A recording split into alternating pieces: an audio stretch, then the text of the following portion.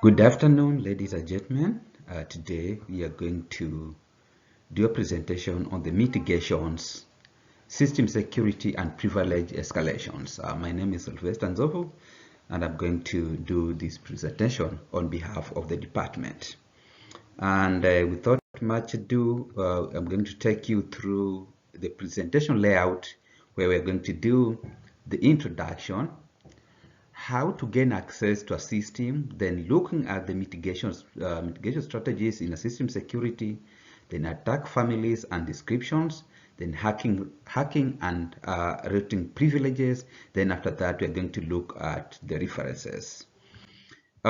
Just to take you a bit of the introduction, increasing sophistication cyber assaults are being launched against desirable targets by organized groups of hackers.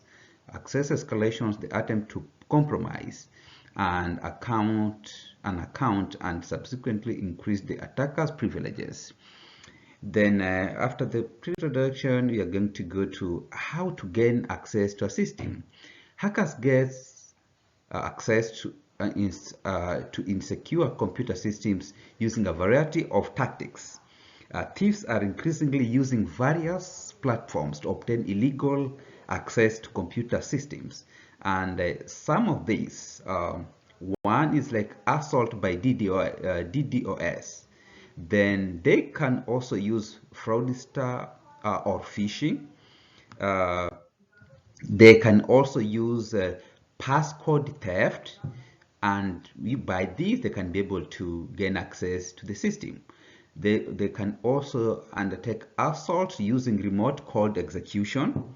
They can also undertake counterfeit wireless access points. Then what are the mitigation strategies that that organization can be able to use to protect its system? And one of the strategies to protect and scan your systems are apps and network. We have appropriate administration of privileged accounts. We have observed user conduct within the organization, then enforcing strict password policies within the organization. Then the other part is the ability to educate all the users so that everybody has knowledge and skills on how to ensure that he or she remains secure while accomplishing his day-to-day duties. Then we are also going to look at attack families and descriptions. Which are these? And some of these are buffer overflow, rootkits, and others. But what is the definition of this? And when we look at buffer overflow, in short term, a buffer overflow is an undesirable conditions in which a program, while writing a data to a buffer, overruns the buffer's boundary and writes into adjacent memory. This can corrupt data, crash the programs, or cause execution of malicious code. Then when we look at rootkit, is a sneaky software program made to grant privileges access to a computer on an ongoing basis while actively concealing its existence. The phrase root and kit are a combination of to form the term rootkit, which originally referred to as a set of tools.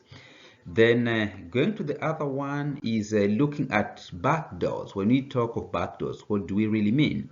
And backdoors can also be purposefully added by computer or equipment developers as a way of later getting access to their products. Or non-criminals, backdoors can be used to unlock devices for consumers who are helplessly locked out.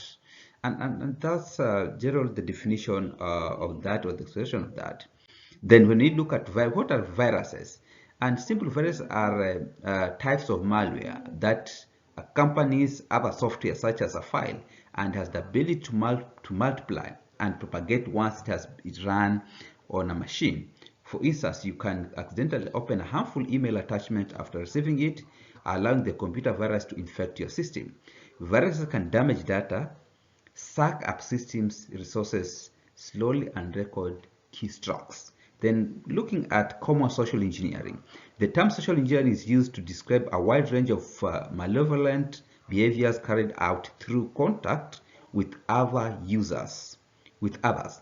Users are duped into divulging critical information or committing security blunders via psychological means, and they're able to give information either for the organization which is very critical, and then that information can be used to gain more information. Then looking at attack families, we're looking at return-oriented programming, and this is a security exploit techniques used by attackers to execute code on their target systems. Then we are looking at Trojan horse virus. Trojan horse virus is a software application that has the appearance of being secure and legal, but it is especially detrimental. So that's Trojan. Then privilege escalation. Privilege escalation is the act of exploiting a bug, design, or a flaw configuration issue in an operating system or a software application to gain elevated access to resources that are normally protected from an application or user. Then after that, we are looking at hacking and how do we get routing privilege. Using the information that we did last week during my training on hacking, we are using that information, and we are going to use you're going to use port 139, which is open and is a NetBIOS SSN running on Samba SMBD workgroup 1 my group. So that's what we're going to do. And after that, you run that on a route, and using GCC 10.c bar 10, then you're going to get this information. And after that, you go to your Google and look at Samba 2.2.8 Laxas/BSD, and after that, we're going to see an exploit. Then now you open that and paste that information. And when you do that, that information, you run it, you are able to get this information. And this one tells you brute force mode Linux, host is running Samba. Then down here it says it's worked. So you have been able to get access to that information. Then down there, Linux Cubetrix level 1, 2.4.7.10.